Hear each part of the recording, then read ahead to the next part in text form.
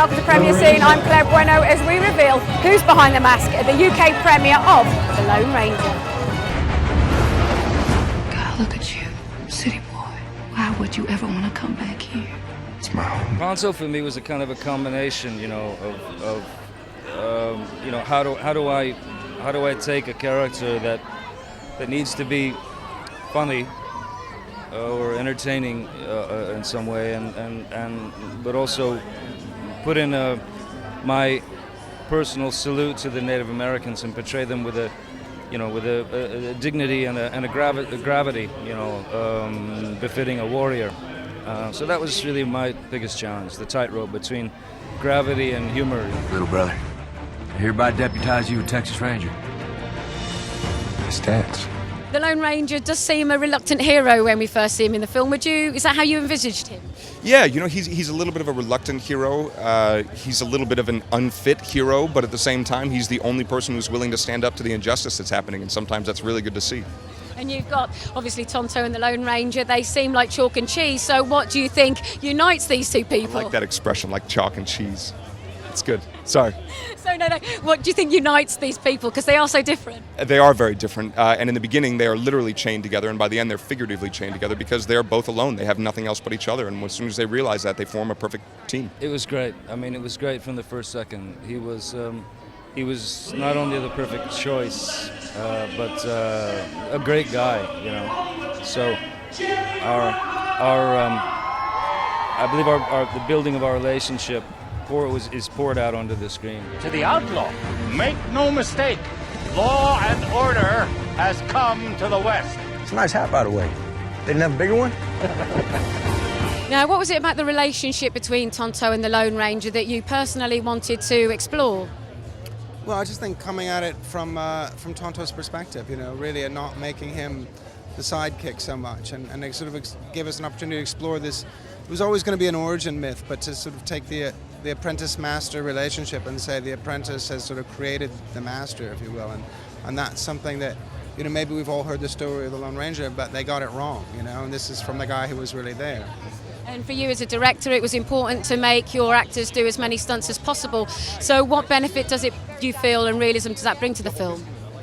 Oh, it's completely different. It's if you're actually up on a train, moving at 40 miles an hour, or on jumping from a train to a horse. It's just it's a lot different than sort of having your cappuccino and standing in front of a blue screen with somebody with a fan, and then going back to the craft service table. I just think your whole, you see real fear. It's not every day that you get the opportunity to run across a moving train or jump off a moving train or hang from a moving train upside down. So yeah, that kind of thing is. There was never a boring moment. I'll tell you that.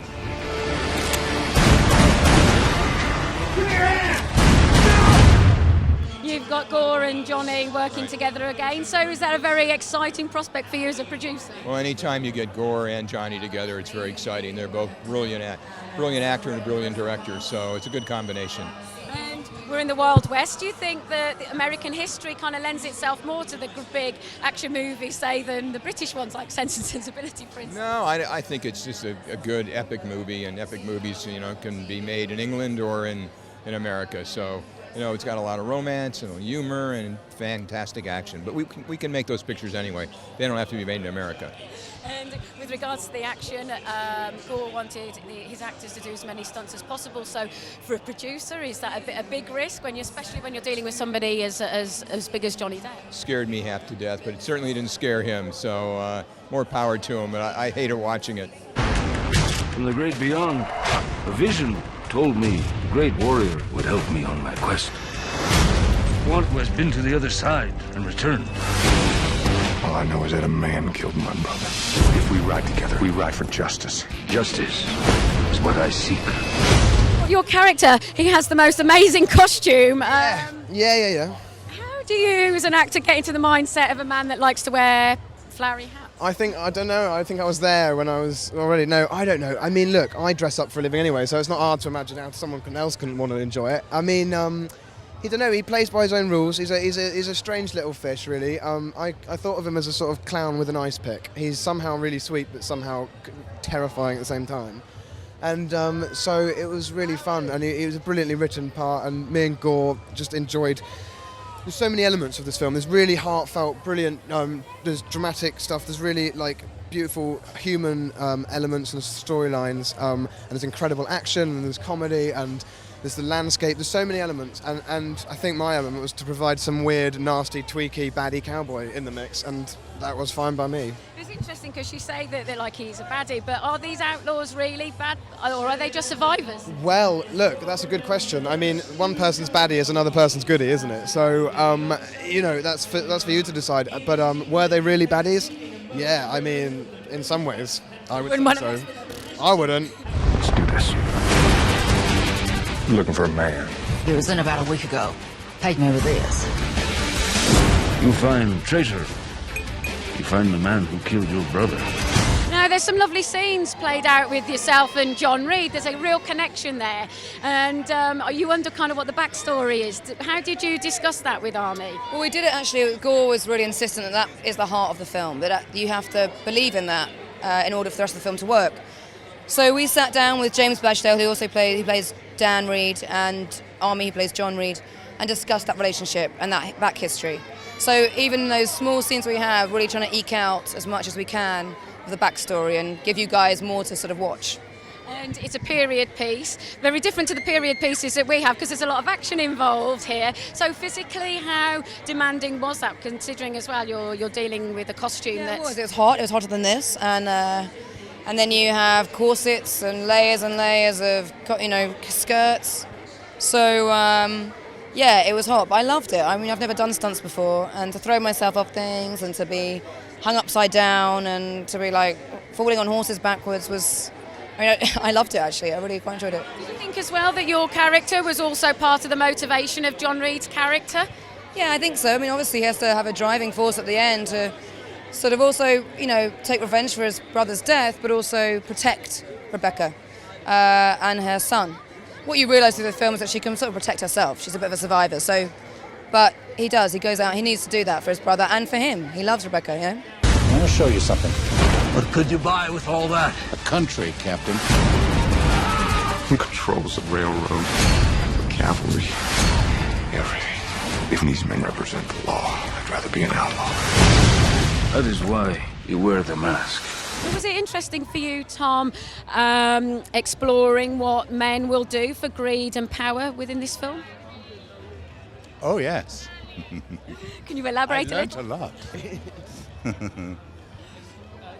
Well, no, it isn't greed and power. It's doing a job that you have to sort of see it as they think they're doing something that's important and necessary. And indeed, in retrospect, it was. That was always going to happen, what happened.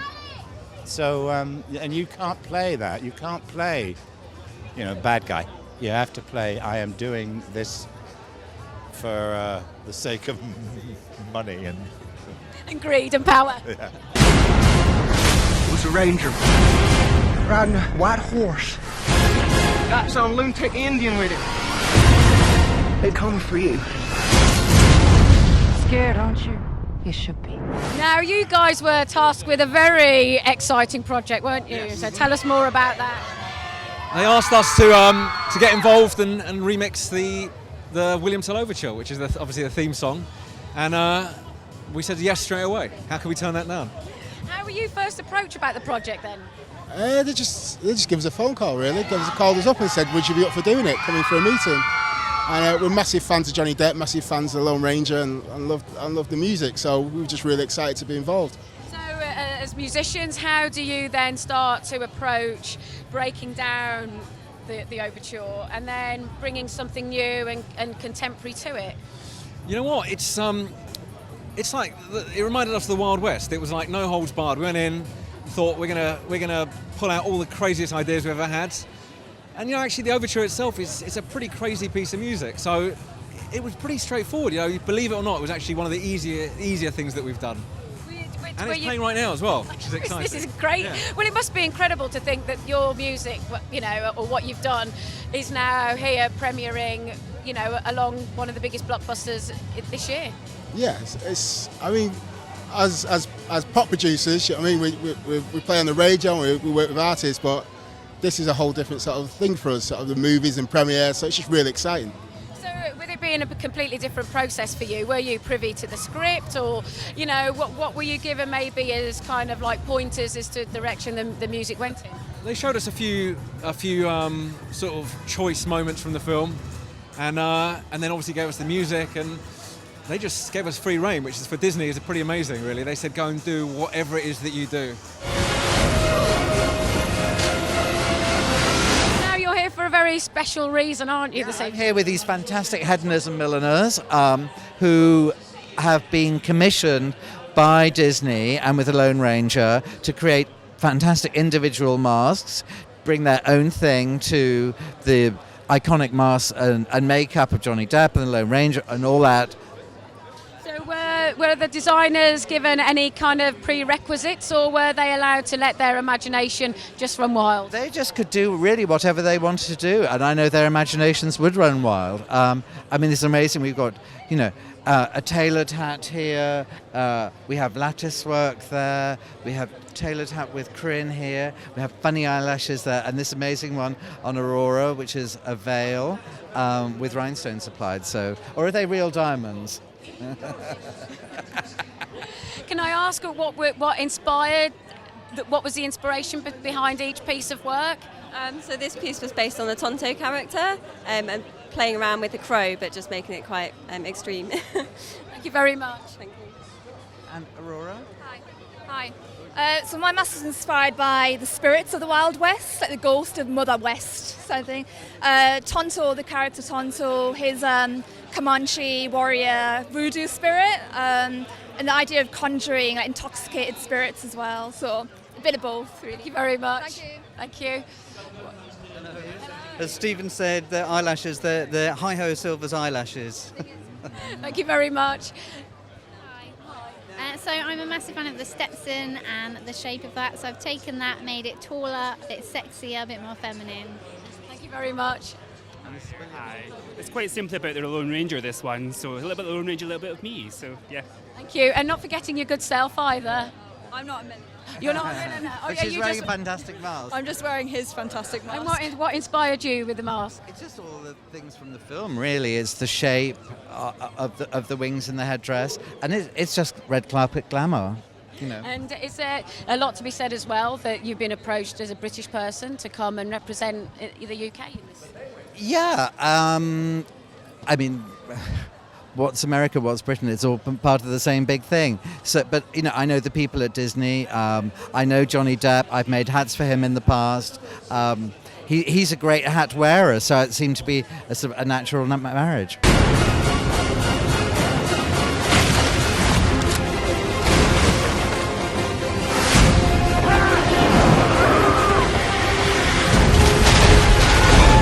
Have a hard time staying dead.